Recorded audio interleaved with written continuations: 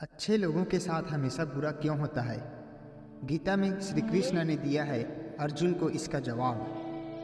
तो दोस्तों आइए हम इसे विस्तार पूर्वक जानते हैं।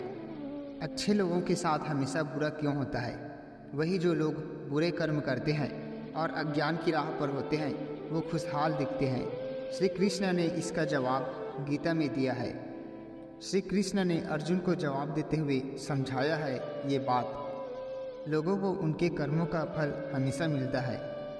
आपने महसूस किया होगा कि जो लोग अच्छे कर्म करते हैं वो परेशान रहते हैं, वही जो बुरे कर्म करते हैं वो खुशी से रह रहे होते हैं। अच्छे कर्म करने वाले परेशान होते हैं कि आखिर उन्हें इतनी परीक्षा क्यों देनी पड़ रही है, जबकि जो अधर्म की राह में हैं वो खुश है और ज़िंदगी का लुत्फ़ उठा रहे हैं। अगर आपके मन में भी ये सवाल आया है तो आज हम आपको इसका जवाब देंगे। ये जवाब वो है जो भगवत गीता में लिखा है और श्री कृष्ण ने अर्जुन को दिया था। भगवत गीता में वर्णित कथा के अनुसार जब भी अर्जुन के मन में कोई दुविधा होती थी तो वो श्री कृष्ण के पास पहुंच जाते थे। एक बार की बात है, अर्जुन भगवान श्री कृष्ण के समीप आकर कहा कि वो दुविधा में है और इसका जवाब वो श्री कृष्ण से चाहते हैं। श्री कृष्ण ने पूछा कि क्या सवाल है? अर्जुन ने कहा, मुझे ये जानना है कि अच्छे लोग के साथ हमेशा बुरा ही क्यों होता है, वहीं बुरे लोग खुशहाल दिखते हैं। अर्जुन के मुंह से ऐसी बात सुनकर श्री कृष्ण जी मुस्कुराए और कहा, मनुष्य जैसा सोचता है और महसूस करता है वैसा कुछ नहीं होता है, बल्कि अज्ञानता की वजह से वो सच्चाई नहीं समझ पाता है। अर्जुन उनकी ये बात समझ नहीं पाए। इसके बाद श्री कृष्ण ने क्या कहा वो जानते हैं। श्री कृष्ण ने अर्जुन से कहा, पार्थ, मैं तुम्हें एक कथा सुनाता हूँ। उसे सुनकर तुम समझ जाओगे कि हर प्राणी को उसके कर्म के हिसाब से ही फल मिलता है। प्राकृतिक हर किसी को अपनी राह चुनने का मौका देती है। अब वो मनुष्य की इच्छा पर निर्भर करता है कि उसे धर्म की राह चुननी है या अधर्म की। कथा शुरू करते हुए श्री कृष्ण ने कहा, एक नगर में दो पुरुष रहा करते थे। एक पुरुष व्यापारी था जिसके जीवन में धर्म की बहुत महत्ता थी। वो पूजा पाठ में यकीन रखता था। वो हर रोज मंदिर जाता था और दान धर्म भी करता था और हर रोज भगवान की पूजा करता था। वही दूसरा पुरुष बिल्कुल विपरीत था। वो हर रोज मंदिर तो जाता था लेकिन पूजा करने नहीं, बल्कि मंदिर के बाहर से जूते चप्पल चुराने। उसे दान और धर्म से कोई लेना देना नहीं था। समय बीतता गया और एक दिन बहुत जोर की बारिश हो रही थी। इस वजह से मंदिर में पुजारी के अलावा कोई नहीं था। ये बात जब दूसरे पुरुष को पता चली तो उसने कहा कि ये सही मौका है मंदिर का धन चुराने का। पंडित से नज़र बचाकर उसने मंदिर का सारा धन चुरा लिया। उसी समय धर्म कर्म में विश्वास रखने वाला व्यक्ति भी मंदिर पहुंचा।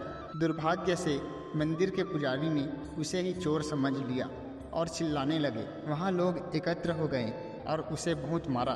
किसी तरह वो बचते बचाते वहाँ से निकला तो दुर्भाग्य ने उसका साथ वहाँ भी नहीं छोड़ा।